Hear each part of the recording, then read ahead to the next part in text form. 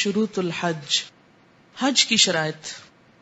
مالدار، آزاد، عاقل، مسلمان، مرد اور عورت پر حج فرض ہے۔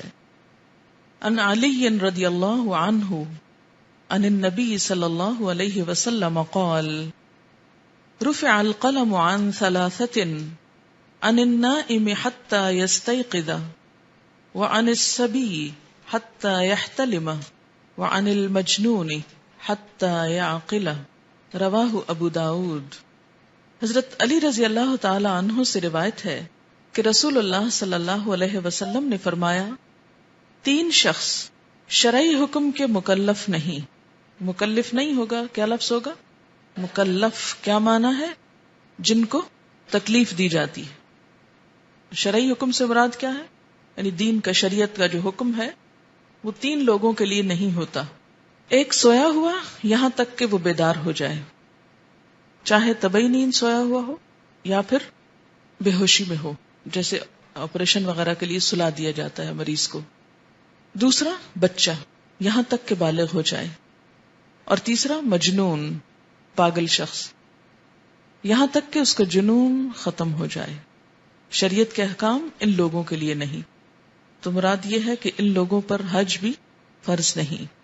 عن ابن عباس رضی اللہ عنہما قال قال رسول اللہ صلی اللہ علیہ وسلم ایما صبی حج ثم بلغ الحنث فعلیہ ان یحج حجۃ اخرى وایما عبد حج ثم اعتق فعلیہ ان یحج حجۃ اخرى، رواہ الطبرانی۔ حضرت عبداللہ بن عباس رضی اللہ تعالی عنہ کہتے ہیں، رسول اللہ صلی اللہ علیہ وسلم نے فرمایا، جو بچہ حج کرے پھر بالغ ہو جائے تو اسے استطاعت حاصل ہونے پر دوبارہ حج کرنا چاہیے۔ یعنی بچے اگر حج کریں تو اس حج سے ان کا فریضہ ادا نہیں ہوتا۔ مثلا والدین کے ہمراہ بچے بچپن میں حج کر لیں، اور جب وہ بڑے ہوں، مالدار ہوں، صاحب حیثیت ہوں، تو انہیں صاحب حیثیت ہونے پر پھر حج کرنا ہوگا بلوغت کے بعد، تاکہ ان کا فریضہ ادا ہو۔ اور جس غلام نے حج کیا پھر آزاد ہو گیا تو اسے استطاعت حاصل ہونے پر دوبارہ حج ادا کرنا چاہیے۔ یعنی غلام پر حج فرض نہیں، اگر وہ آقا کی خدمت میں ساتھ چلا گیا اور وہ تمام مناسک ادا کرتا رہا جیسے اس کا آقا کرتا رہا، تو اس کا یہ حج اس کے لیے ثواب کا سبب تو ہوگا، کیونکہ اس نے اللہ کے گھر میں حاضری دی اور مناسک ادا کیے، لیکن فریضہ ادا نہ ہوگا۔ اگر اس کو آزاد کر دیا گیا اور پھر وہ صاحب حیثیت ہو گیا تو اس کو اپنا فرض ادا کرنا ہوگا۔ اسے طبرانی نے روایت کیا ہے۔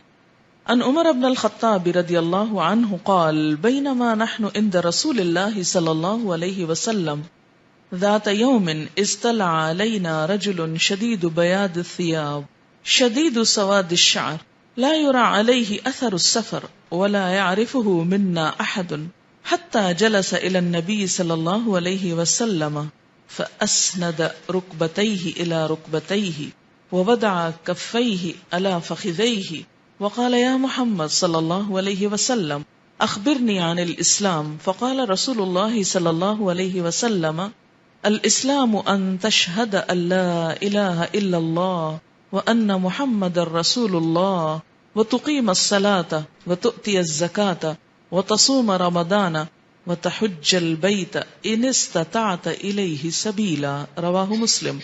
حضرت عمر بن خطاب رضی اللہ تعالیٰ عنہ سے روایت ہے کہ ایک روز ہم رسول اکرم صلی اللہ علیہ وسلم کی خدمت میں حاضر تھے، اتنے میں ایک شخص نہایت سفید کپڑوں والا، نہایت سیاہ بالوں والا آیا، جس پر سفر کے کوئی آثار نظر نہ آتے تھے، اور ہم میں سے کوئی بھی اسے نہیں پہچانتا تھا۔ آ کر نبی صلی اللہ علیہ وسلم کے پاس بیٹھ گیا اور اپنے گھٹنے نبی صلی اللہ علیہ وسلم کے گھٹنوں سے ملا دیے اور اپنی دونوں ہتھیلیاں آپ کی رانوں پر رکھ لیں، اور کہنے لگا، اے محمد صلی اللہ علیہ وسلم مجھے اسلام کے بارے میں بتائیے۔ اس کے بیٹھنے کا انداز ایسا ہی تھا جیسے آپ نماز میں التحیات کے وقت بیٹھتے ہیں، ادب کے ساتھ گھٹنے ٹیک کر۔ وہ نبی صلی اللہ علیہ وسلم سے کچھ سیکھنے کے لیے آیا تھا، تو یہ دراصل استاد کے سامنے بیٹھنے کا طریقہ بھی سکھایا گیا صحابہ کرام کو۔ آپ صلی اللہ علیہ وسلم نے ارشاد فرمایا، اسلام یہ ہے کہ تم گواہی دو اللہ کے سوا کوئی الہ نہیں اور محمد صلی اللہ علیہ وسلم اللہ کے رسول ہیں، نماز قائم کرو، زکوٰۃ ادا کرو، رمضان کے روزے رکھو اور بیت اللہ شریف کا حج کرو، بشرطے کہ تم وہاں تک جانے کی قدرت رکھتے ہو. اسے مسلم نے روایت کیا ہے. ان انس رضی اللہ عنہ قیل یا رسول اللہ صلی اللہ علیہ وسلم ما السبیل قال الزاد والراحلۃ رواہ الدارقطنی. حضرت انس رضی اللہ تعالی عنہ سے روایت ہے کہ عرض کیا گیا یا رسول اللہ صلی اللہ علیہ وسلم سبیل سے کیا مراد ہے؟ یہ سبیل کون سا ہے؟ جو آیت میں آتا ہے من استطاع الیہ سبیلا، جو استطاعت رکھتا ہو اس کی طرف راستے کی، سبیل کی. تو سبیل کیا ہے؟ آپ نے ارشاد فرمایا سفر کا خرچ اور سواری، یعنی ٹکٹ کے پیسے ہوں اور راستے میں کھانے پینے یا دیگر ضروریات کو پورا کرنے کے لیے زاد راہ جس کو بولتے ہیں. اسے دارقطنی نے روایت کیا ہے، یعنی وہاں رہنے کے پیسے، کھانے پینے کے اور دیگر چھوٹی موٹی ضروریات کے، اور اس کے علاوہ گھر سے وہاں تک پہنچنے کا خرچ. سفر حج کے لیے عورت کے ساتھ خاوند یا کسی محرم مثلا باپ، بھائی، بیٹا، چچا یا ماموں وغیرہ کا ہونا شرط ہے. ان ابن عباس رضی اللہ عنہما قال سمعت النبی صلی اللہ علیہ وسلم یخطب یقول لا یخلون رجل بامرأة الا ومعها ذو محرم ولا تسافر المرأة الا مع ذی محرم. فقام رجل فقال یا رسول اللہ صلی اللہ علیہ وسلم ان امرأتی خرجت حاجة وإني اكتتبت في غزوة كذا وكذا قال انطلق فحج مع امرأتك رواہ مسلم. حضرت عبداللہ بن عباس رضی اللہ تعالیٰ عنہ کہتے ہیں کہ میں نے نبی اکرم صلی اللہ علیہ وسلم کو خطبہ دیتے ہوئے سنا. آپ فرما رہے تھے کوئی مرد کسی عورت کے ساتھ ہرگز تنہائی میں نہ ملے، یعنی ایک مرد اور ایک عورت کسی بھی جگہ پر اکیلے نہ ہوں. ایک اور حدیث میں آتا ہے کہ تیسرا ان کے درمیان شیطان ہوتا ہے. ہاں یہ ہے کہ اگر ایک گروپ میں ہو تو اور بات ہے، الا یہ کہ اس عورت کا محرم ساتھ ہو. نہ ہی کوئی عورت محرم کے بغیر سفر کرے، اور اس میں بھی یہ ہے کہ مثلا اگر گروپ ہے تو پھر اور بات ہے. جیسے تنہائی میں مرد اور عورت نہ ملے لیکن اگر گروپ ہے تو اور بات ہے. اسی طرح اگر عورتوں کا ایک گروپ ہے تو پھر اور بات ہے. ایک آدمی کھڑا ہوا اور اس نے عرض کیا یا رسول اللہ صلی اللہ علیہ وسلم میری بیوی حج کے لیے چلی گئی اور میں نے فلاں فلاں غزوہ میں اپنا نام لکھوا دیا ہے. آپ صلی اللہ علیہ وسلم نے ارشاد فرمایا جاؤ اور اپنی بیوی کے ساتھ حج کرو. اسے مسلم نے روایت کیا ہے. ان یحیی بن عباد قال كتبت امرأة من اہل الرے الى ابراہیم النخعی انی لم احج حجة الاسلام وانا موسرة وليس لي ذو محرم فكتب إليها إنك ممن لم يجعل الله له سبيلا ذكره في فقه السنة. حضرت یحییٰ بن عباد رحمہ اللہ کہتے ہیں کہ رے ایران کا ایک شہر ہے. وہاں کی ایک عورت نے حضرت ابراہیم نخعی رحمہ اللہ، امام ابو حنیفہ کے استاد ہیں یہ، ان کو خط لکھا کہ میں نے فرض حج ادا نہیں کیا اور میں مالدار ہوں لیکن میرا محرم نہیں، میرے لیے کیا حکم ہے؟ حضرت ابراہیم نخعی رحمہ اللہ نے عورت کو جواب لکھا کہ تو ان لوگوں میں سے ہے جن پر اللہ نے حج فرض نہیں کیا. یعنی سبیلا سے مراد یہاں واضح کیا گیا کہ سبیل میں کیا کچھ آتا ہے. پہلی حدیث سے کیا پتہ چلتا ہے کہ انسان کی استطاعت میں کیا ہے کہ وہ ہوش میں ہو، وہ بالغ ہو. پھر اسی طرح دوسری حدیث سے کیا پتہ چلتا ہے کہ انسان بالغ ہو اور آزاد ہو. تیسری حدیث سے کیا پتہ چلتا ہے کہ سبیل کی استطاعت ہو. چوتھی سے کیا پتہ چلا سبیل سے مراد کیا ہے؟ سفر کا خرچ اور سواری. پھر عورت کے لیے خاص طور پر سبیل میں کیا شرط آتی ہے کہ اس کا محرم ہو.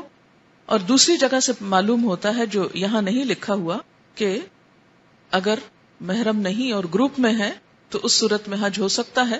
دلیل کیا ہے؟ اس کی دلیل حضرت عمر رضی اللہ تعالی عنہ کے زمانے میں ازواج مطہرات کا اکٹھے حج کرنا ہے کہ جن کے ساتھ محرم نہیں تھا لیکن حضرت عمر نے ان پر ایک شخص کو مقرر کیا تھا. راستے کا پرامن ہونا اور حکومت کی طرف سے رکاوٹ نہ ہونا بھی حج کی شرائط میں ہے. عورت کے لیے شوہر کی وفات کے بعد حالت عدت میں نہ ہونا بھی سفر حج کے لیے شرط ہے. بسا اوقات کیا ہوتا ہے کہ دونوں نے حج کا ارادہ کیا اور حج پہ جانے سے پہلے ہی ایک کی وفات ہو گئی اور عورت حالت عدت میں ہو گئی تو عدت میں پھر وہ حج کے لیے نہیں جائے گی. ان سعید بن المسیب رضی اللہ عنہ ان عمر بن الخطاب رضی اللہ عنہ کان یرد المتوفی عنہن ازواجہن من البیداء یمنعہن الحج رواہ مالک. حضرت سعید بن مسیب رضی اللہ عنہ سے روایت ہے کہ حضرت عمر بن خطاب رضی اللہ تعالی عنہ ان عورتوں کو جو خاوند فوت ہو جانے کی وجہ سے حالت عدت میں ہوتی مقام بیدا سے واپس لوٹا دیتے اور حج نہ کرنے دیتے. اسے مالک نے روایت کیا ہے. اور آپ کو عدت کی مدت تو معلوم ہوگی. قرآن پاک سے کیا پتہ چلتا ہے؟ 4 اشہر و 10، 4 ماہ 10 دن. حج کے مہینوں میں عمرہ ادا کرنے سے حج کا فرض ہونا سنت سے ثابت نہیں. بعض لوگ یہ کہتے ہیں نا کہ عمرہ ادا کیا تو حج فرض ہو جائے گا. یہ سنا ہوا نا آپ نے؟ ایسی کوئی شرط نہیں ہے. اسی طرح بچوں کے غیر شادی شدہ ہونے کی وجہ سے حج کا نہ ہونا، کیونکہ ہمارے ہاں عام طور پر یہ کہتے ہیں کہ ابھی بچوں کی شادی کرنی ہے، جب تک وہ نہیں ہوتی ہم حج پہ نہیں جا سکتے. تو اسلام میں ایسی کوئی شرط نہیں. یعنی جو شرائط عائد کی گئی وہ بس یہی ہیں. جس کے پاس یہ سب کچھ میسر ہو اس کو حج کر لینا چاہیے، اور باقی جو خود ساختہ شرائط گھڑ لی گئی ہیں حج کی راہ میں رکاوٹ کے طور پر، ان کا کوئی اعتبار نہ کیا جائے گا. حج کے سفر سے جو محرم والے احکام نکلے وہ کیا ہر سفر کے لیے ہیں؟ جی ہاں، وہ ہر سفر کے لیے ہیں. اس میں یہ ہے کہ ایسا سفر جس کی پھر آگے لمٹ بھی آتی کہ 1 رات اور دن کا فاصلہ ہے، یا کہیں 3 دن اور 3 رات کی بات بھی آتی ہے. انشاءاللہ اس موضوع کو ہم الگ کسی اور جگہ پر ڈیٹیل میں ٹریٹ کریں گے. اس میں کہا کہ کیا یہ رول صرف امہات المومنین کے لیے تھا جب انہوں نے حج کیا؟ نہیں، ان امہات المومنین ہمارے لیے ایک اسوہ حسنہ ہے جس میں ایک گنجائش پھر نکلتی.